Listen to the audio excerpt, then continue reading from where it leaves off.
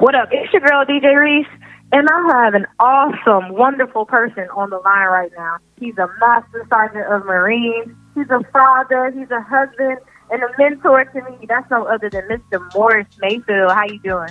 What's going on? Man, nothing much. Happy that I got you on my show finally. I've been waiting for this moment. Oh, I feel privileged and honored. Oh, thank you so much. Well, we're going to jump right into the interview. So tell all our listeners where you're from. I am born and raised in uptown New Orleans, Louisiana. All right. And we're going to start from the beginning. So tell everyone what your childhood was like. Well, my childhood was very interesting in the aspect that I really did not feel like I was poor or anything like that. You know, I was rich in love. You know, my mom always made me feel loved. My family members made me feel loved. And growing up in New Orleans, things now that I realize may have been dangerous was just a everyday affair down there. You know, it was nothing to see, you know, criminal activity happening, but I enjoyed my childhood. I got to experience a lot of things and witness things that kind of shaped my future, so to speak. Okay. So, during that time, who influenced you the most? Wow. Well, my mom is my hero. Aww. And so, but outside of my mother, my dad, I would say a lot of my church members that I grew up with, my Uncle Tyrone, and my big cousin, Mickey. Those were the people that really had a big, strong influence on me. Just for the simple fact that my parents, you know, they had their differences. So I spent a lot of my upbringing with my mother. So as far as male influences in my life, you know, I sought out my older cousin, my Uncle Tyrone, and like I said, a lot of my church members, they kind of pulled me in, and I just soaked up game from them. And helped mold you, I see. Indeed. Did you play any sports growing up? Or were you a part of any teams when you were in school? I played sports. I played with my church team. You know, I was that kid that used to play in the middle of the street. And, you know, hey, throw the ball past that car and I got it. Or playing on the milk crate. Like, I really did play on the milk crate, playing basketball. Wow. So as far as my high school, I did go out for the team.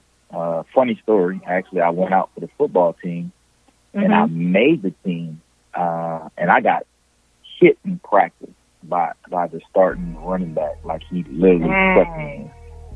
And, so I got up, dusted it off, you know, try to, you know, salvage my ego a little bit. And, you know, when we went to go turn our stuff in, I was like, yeah, I'm not coming back. It's like, man. Hey, I just wanted to say I could make it. You know, I mean, okay. Well, you did I was about 130 pounds, soaking wet. And, oh wow. He ran through me like I was a piece of paper, and I was like, yep, not about that life. Well, what did you do in your free time? Like, were you on the creative side since you just like was done with football after that? It was more so trying to find myself. So, and I had a chip on my shoulder because I never really thought I fit in anywhere, just because, you know, my dad wasn't really around at that time. So, you know, I kind of felt like I was the eyeball out. And the big thing about my high school, which I loved most, everybody just accepted you for who you were. You know, shout out to Warren Easton High School. So I never wanted to see my mother struggle the way she did and tried to hide. So I actually worked So I had this kind of a hustler's mentality. I wanted my own stuff. So I learned how to cut hair, and I would, do little things. I had an free enterprise class. So they would give us stuff in the class that we would earn, like pens, and I would take the pens and I would flip the pens and go sell the pens to somebody else, and hey, look, this pen has closed. So I had that hustler's type of mentality growing up. So if it wasn't playing sports with my friends, going in the mall, window shopping, with my stepbrother and stuff like that, those were my free times, and I just hung out at church. Like, I really hung out at church. We played football in the parking lot, basketball in the parking lot, and walked to the store. So those are the things that kept me busy and kept me away from the obvious street life that was going on around me. Like, I really was totally oblivious to how treacherous the streets of uptown New Orleans was growing up, So that was. Oh, that's definitely a blessing. That is definitely a blessing. Now, out of all the things in the world that you could have become, what made you decide to be a Marine? Yeah. Well, that was that was a crazy choice that nobody saw coming, and to be honest with you, I probably didn't think I saw coming. Talking to my dad, and he was like telling me, go out there and join the Navy or the Air Force and go see the world. And I'm like, okay, Dad, you can see the world with any branch of service. So, true. Yeah. And but he was just trying to encourage me to do something because my heart really wasn't into college. I walked onto Xavier University's campus, and I was a typical young man. I saw all the eye candy, and I was like, yeah. And all I could envision was my mom coming on the campus and like knocking my block off. So I had to be. So I was real with myself. I was like, I have to do something. I got to get out here and have to do something. And I guess the biggest question around those around me was, would I be able to stand on my own 2 feet and be a man? Because my family was just so female dominated, and my mom is a polarizing figure in my life. So I wanted to show her that she did a good job. And the recruiter came by the school, and I actually was clowning the Marine Corps recruiter. I won't even front. I was like, how do y'all get these colors together? I mean, you got to coordinate. I'm literally clowning this dude. And the biggest thing that, honestly, like I said, that stood out about him was that he challenged me. And I was running for homecoming king at the time, and he said the only way he would talk to me is if I beat one of the guys who had already joined the delayed entry program for the Marine Corps. So he kind of ticked me off. So I was like, okay, well, when I beat him, you will come find me. So long story short, I won homecoming king, and we sat down and we talked. And the thing that drew me towards the Marine Corps is because they said it was the hardest branch out of all of the services. And I felt that the ultimate way to test the things that I had learned in my life was to go up against one of the things that very few people say that they could do. And so I wanted to take up the challenge of being a Marine. And all I had planned on doing was just wanted to survive boot camp and finish the enlistment. That's all I wanted to do. Well, that changed. Yeah, that certainly did. It certainly did. Here we are, 21 years later. Right, man. Wow. Okay. Yeah.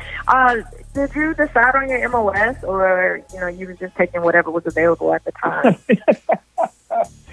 Woo, man. Okay. You know what? I don't believe in lying to nobody. I did not choose to be food service at all. Okay. I did mention that I was a homecoming king, so my natural progression is to do something that go keep me pretty. I wanted to look like the poster every day, all day. I don't want sweat. I want to stay GQ smooth. That's all I want to do in life. I got to be pretty. That's my thought process. Obviously going to boot camp, that changed that whole mind frame. But, right. I was that guy who always took somebody at their word. My mom always said, "Be a man of your word." So I took the advice of the people that were advising me in the Marine Corps at the time. Mm-hmm. And I went to boot camp, and I thought I was going to be able to choose my own job. Mm-hmm. And I got to boot camp, and I found out that was wrong. So, yeah, very much so. Yeah. That we'll have to talk about how that turned out for me later. I don't think it's appropriate for the video. Yeah, but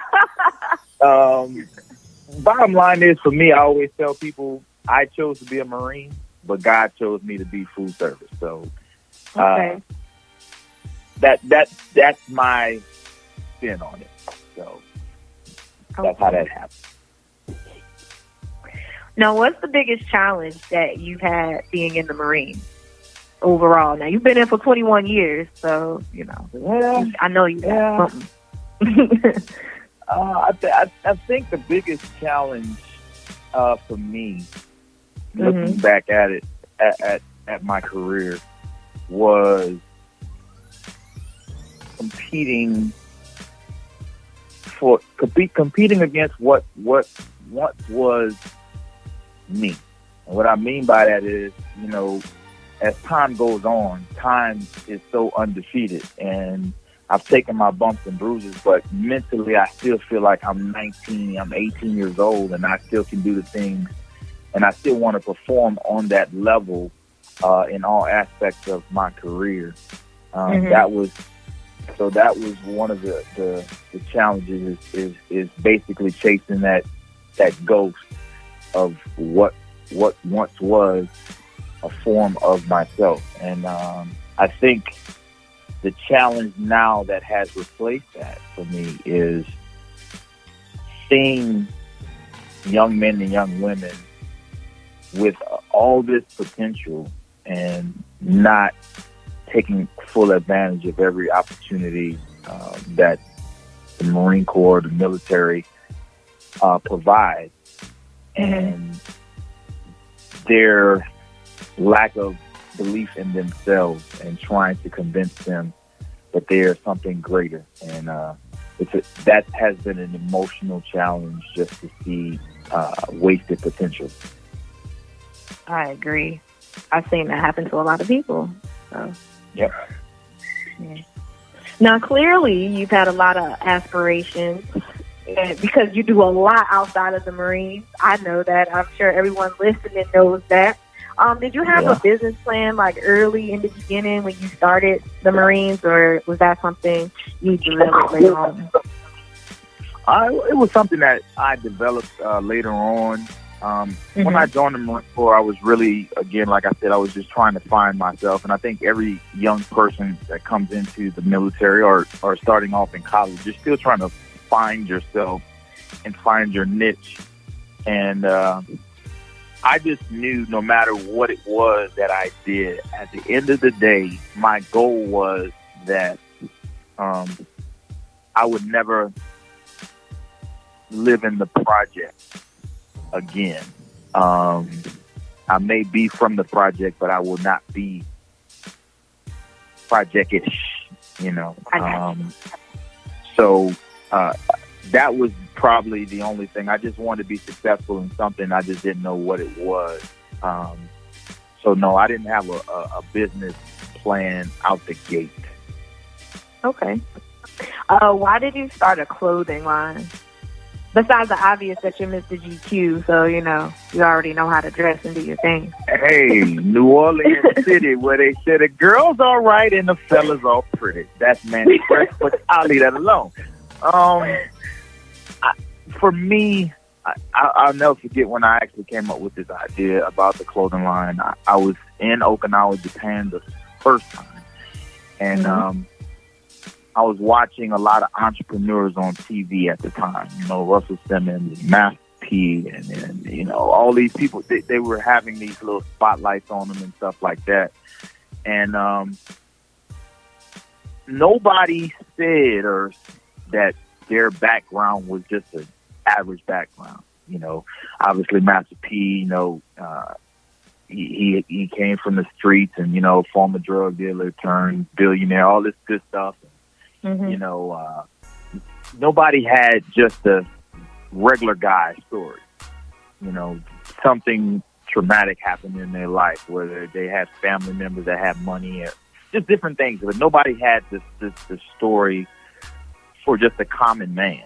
And I woke up in the middle of the night, and I truly feel that God put it on my heart to start the clothing line. And I wanted something that represented the average person, to tell them it's okay if you can't dribble the ball or throw the ball or hit the ball. It's okay if you can't sing or hold a tune or play an instrument. It's okay that you don't sell drugs. It's perfectly okay.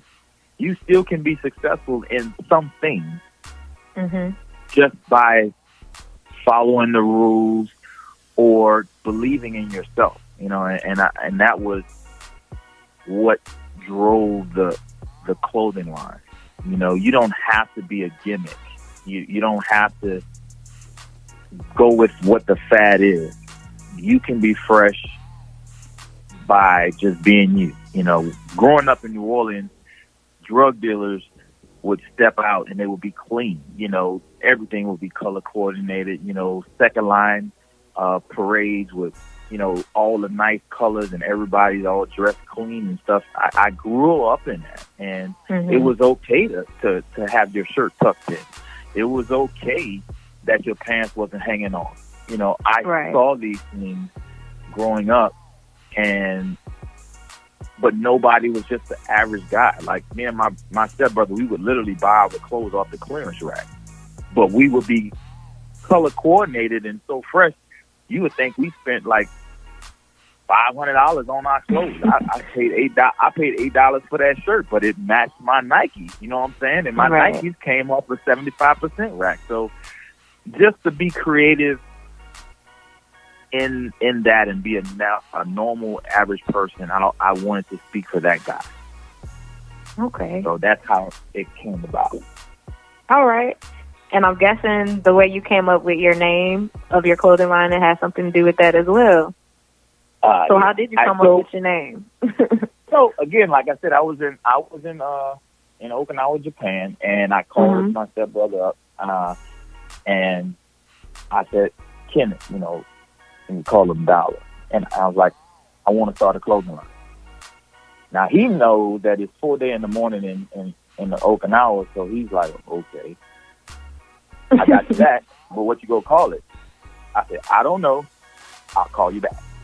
So I called him back and told him, hey, I want you to write down some names. I'm going to write down some names, and we're going to see what we come up with. So we threw all these little crazy names out there, and Fetty and all kinds of stuff, you know. And I wrote, the last name on the piece of paper was Mokassie. That was the last thing I had wrote on the paper. So I walked around Japan, and I was just asking people, I said, hey, if you want to buy something that was just brand new and try something different, what name would speak to you? Every single person picked Mokassie, and some of them was like, they couldn't even pronounce it. How you say that last word? And I said Mokassie. One guy was like, wow.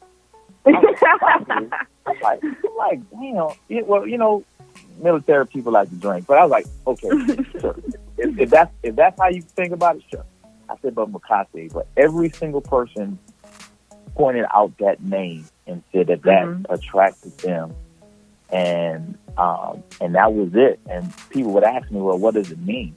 A lot of people don't realize that Mokassie actually is an acronym. The last letters of it stands for All-Star Creativity in Action.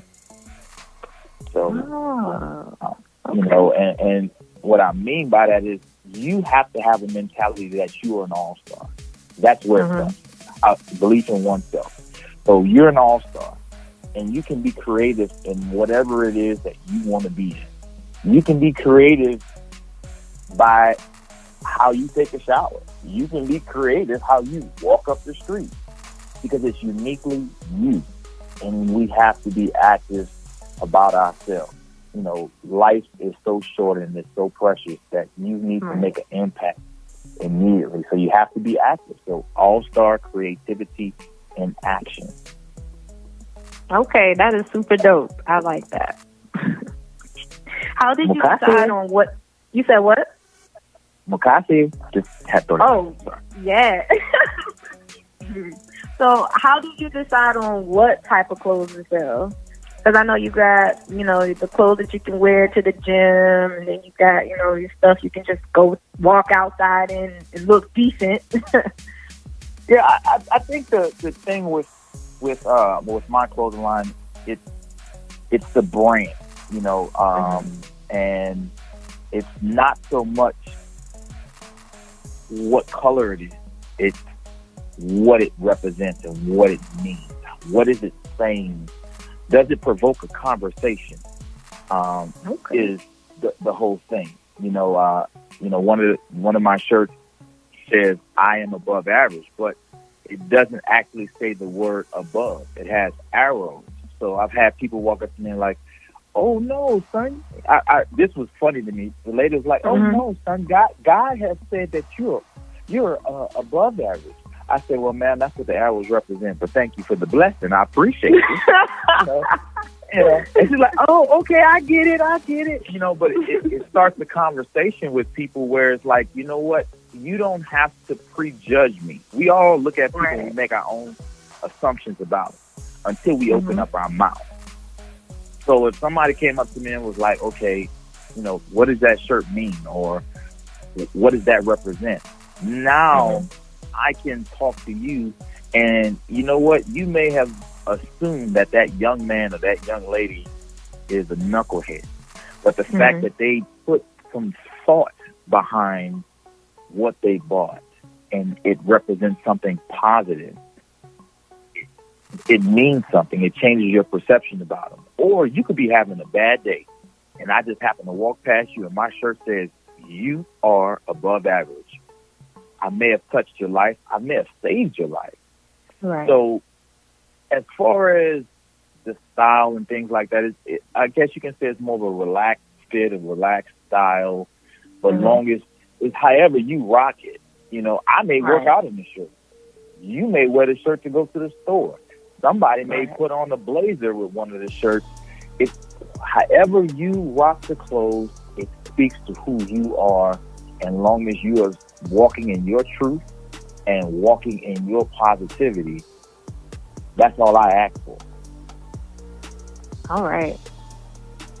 Now, you're a published author. Congratulations on that. Appreciate you. Imagine so that. The boy from Uptown is an author. Yes. Did you seek out information to take certain steps to become published, or did you already have connections in place and you knew people, you know, to help you through the process? No, I did research. As with anything, you know, you do research, you look things up.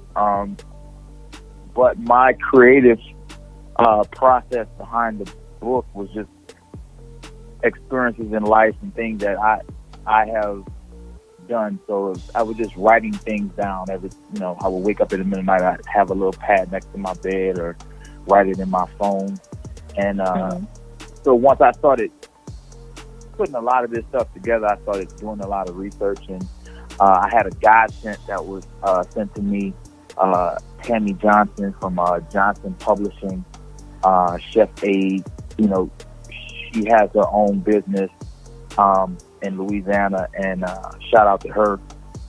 I happened to watch a video on Facebook of her introducing a chef's book, and I just liked her energy. I liked her vibe, and I liked her spirit.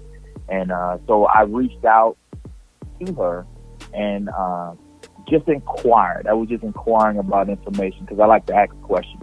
You know, I'm very protective about things that I have.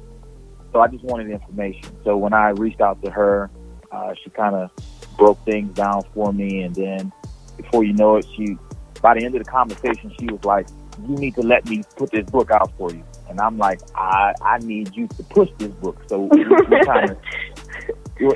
kind of, opposites attract, and, shout out to Johnson Publishing. So, but to answer the original question, I did some research and I looked into it. I did not have any connect. Okay. That's good. Now, what's the name of your book? The name of the book is called Gumbo Warrior, a recipe of a true leader. Now, when people look at the book cover, because I posted it on my social media, everybody was like, "Oh my God, is this like some chef book or something like that? Are we going to be cooking?" Can you please give us a brief synopsis of your book? Of course, because you're not the only person that said that. And he's like, "Oh, I finally get to learn how to make gumbo." Slow your roll. Now, I can honestly say if you actually pay attention to how things are set up in the book, you actually can kind of crack the code on how to actually make gumbo. But it is not a recipe book per se. It is a recipe cracking the DNA of a leader. The book kind of takes you step by step through how to construct from the ground up your leadership style, your confidence in yourself, your belief in yourself. It really resonates with not only the Fortune 500 business, a manager, a military person. The book actually touches every age group, and it also touches a person who just needs motivation to get up and put one foot in front of the other. And I go step by step, and I make the analogy from the times I spent in the kitchen with my grandmothers. I'm blessed to have both of my grandmothers. Shout out to Benny Mae Mayfield and Dorothy Olazine in New Orleans, straight like that. But the things that I learned and I soaked up game, whenever I was with my grandmother, they were always in the kitchen, and I just observed. And so I kind of took things from small lessons that I got from them, and I broke them down in this book.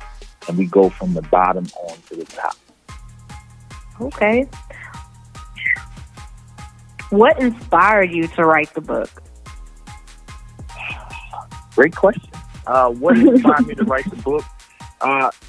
And I'm going to be perfectly honest with you. Individuals like yourself inspired me to write the book.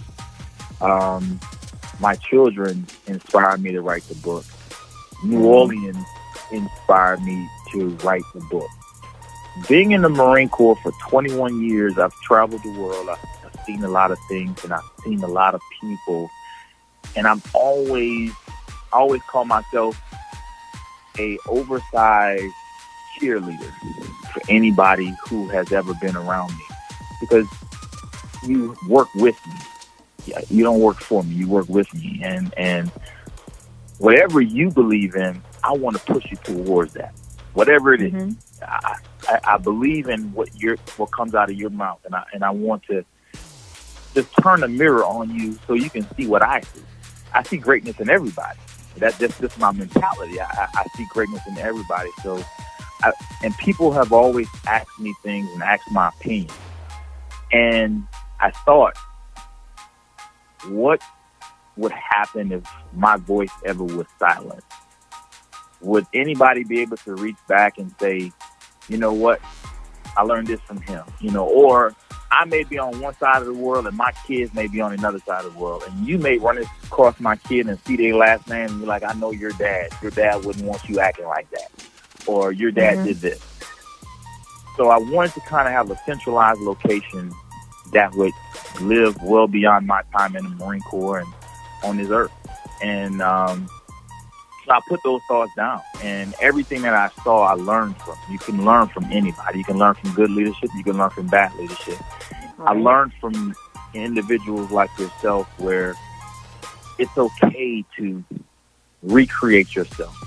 It's okay that your aspirations may be completely different from mine. We're all on the road to success. All of us. We're just taking different paths, but it all should lead to success.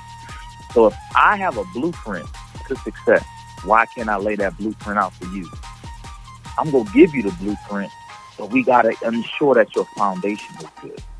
So once the foundation is solid, you can build and construct whatever your image of success is. You know, you work with me. Your aspirations are becoming real right now from what we talked about many years ago. And what we talked about many years ago, you were not doing that at that time. Right. It was a contrast to what our mission was at that time. But at that moment, I could have made a decision to shut you down and tell you just to continue to do this job. I don't want to hear about this other stuff you're doing. Mm-hmm. I could have done that, and I could have silenced your dream. But instead, I was like, okay, cool.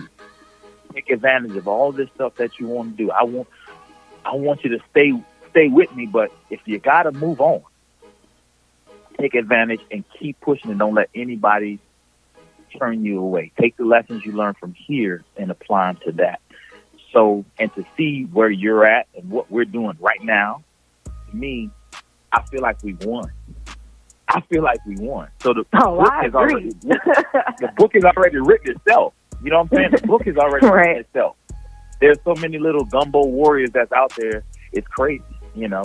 And so that's what inspired and motivated me to put all the stuff that's in my head into this book.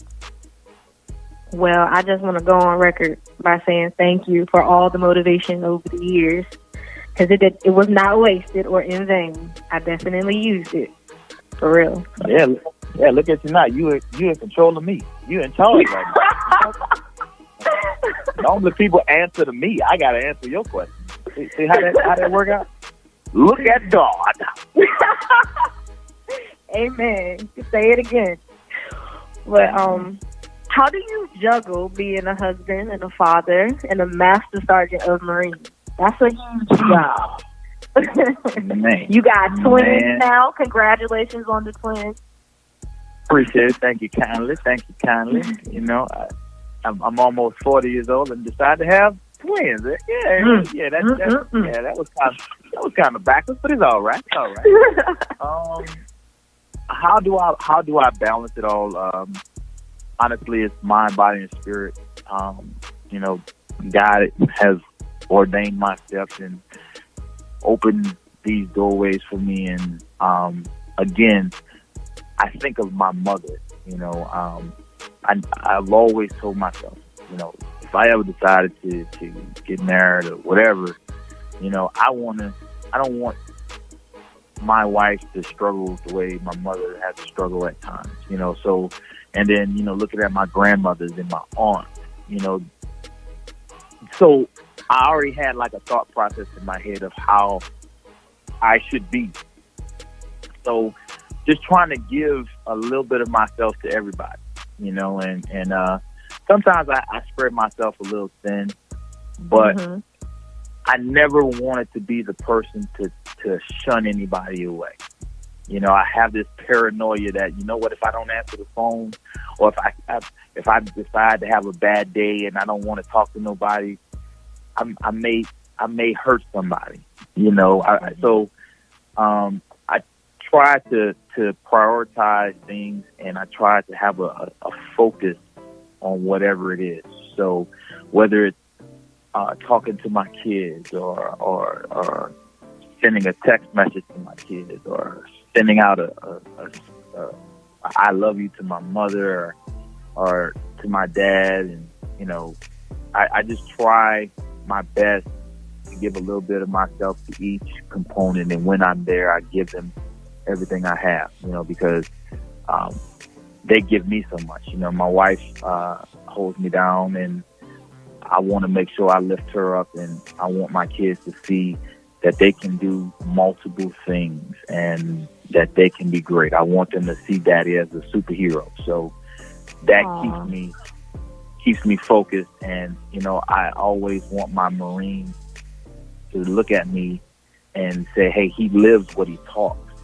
If he's telling me to do this, it's because he's done it himself and he believes that I can do it. And, you know, and I'm very transparent. If I'm hurt, I tell him I'm hurt. If I'm tired, I tell him I'm tired. But my actions are the opposite of what I just said. I'm tired, but I'm still pushing forward. Right. You know, I made a mistake, and I'm rising above it. My rank represents overcoming adversity, not superiority. You know, I've overcome things to get to this point. And whatever it is you're going through in your life, you should be able to do that. So every time I open up my mouth and every time I step out into the public view, I make sure that I'm giving everything I have to every component in my life. We all got the same 24 hours in a day. It's just how you use yours. It's how you use yours, you know? I agree. I remember when you left food service company, like, we did not want you to leave. Like, we were so sad that you were gone, man. You left your print, though, so. Hey, I always say, you grip onto things so tight. You grip onto things so tight that you want to make sure that you leave your genetic code behind. You want to grip whatever rank, whatever position that it is, that once it is time for you to transition from that there's a little bit of you that's still there. So the definition of what that position is supposed to be, they should be able to look that up. So if they say, you know, what is a Master Sergeant of Marine? They should have a little blurb in there that says, see Master Sergeant Mayfield. What is, you know, reference point Morris Mayfield III. That is my motivation. You know, is that you leave an impact. You leave an impact. I remember telling the Marine one time who was bragging to me about what they did and all this stuff, and it was me. I said, you know what? If you really want to impress me, make more of you. Make a better version of you. And it may not necessarily be you yourself. It may be you personified in another person. So if I gave you the game and you got to that position faster than me, or you did it better than me, we won. We won. Right. Last time I checked, aren't you like a senior in college right now? I am. I am. Guess who never had that title yet? This guy. So I'm winning just seeing you do it. I'm winning just seeing you do it. Well, thank you. It's almost done. Hey, you know, you give somebody the game, and however they blossom with it, right? You cheer them on because you might have played a small role, but yet still you push them towards their greatness. Right. That's how I feel. Okay. Now, what upcoming projects or events do you have going on this year? This year, the biggest thing and the biggest motivation right now is this book coming out real soon. Hopefully, it hits the streets here within the first 6 weeks. So that's the big push. And of course, I'll be celebrating my 40th birthday next year. I get excited about my birthday just like a little kid because, you know, growing up in uptown New Orleans, you know, I was told that if you make it to the age of 21, it's a blessing. But based on where you came from, your geographical location, you either going to be dead or in jail. So any day past 21 has been a blessing to me, and I celebrate it like a little kid. So that's coming. That's coming up. The book, keep saying the book, www.mokacia.com. The book is coming out real soon. Other than that, those are the big things. We got some new things coming onto the website, new shirts coming out, getting ready for the summer, even though it's cold as I don't know what out here in Virginia. But we about to put some good things out there. Oh, also shout out to Spade Design, who designed my website for me. I always gotta big up people that do great things. Absolutely. But that's the biggest thing coming up. Yeah. Shout out to everybody who you need to shout out. Go ahead. Like, floor is yours. Yeah. Hey, shout out New Orleans. You know what I'm saying? You know, Uptown veteran here. You heard me, Mr. 504 Kilometer. Shout out to New Hope Baptist Church. Shout out to Warren Easton, class of 1996. But everybody that went to Warren Easton from Fighting Eagles is in the building. Shout out to every single Marine that has ever served with me. Thank you. Love you very much. Shout out to all the other services. You know, I love y'all too. I ain't mad at you. You know, shout out to the wife. You know what I'm saying? The Empress, she holds me down. You know, my kids, to you, anybody who's ever crossed my path, you know, shout out to them because they have formed my gumbo. All right. Of course. That's what I'm talking about. I got to plug her again. She's really okay. good guy. Johnson Publishing. If you want to write a book, you got to hit her up. She's amazing. And before you go, can you share any social media outlets that you have? Yes. You can find me on Facebook under my name, Morris Mayfield. I'm on there. I'm also on Twitter, Mokacia, MOKACIA _clothing. You can also find me at the same name on Instagram. You can find me on LinkedIn under my name, Morris Mayfield. So those are the ones that I'm on, of course. All right. Well, thank you so much for coming on my show. I truly appreciate it. Anytime. And the website is www.mokacia.com. Y'all heard it? Hey, say it one more time.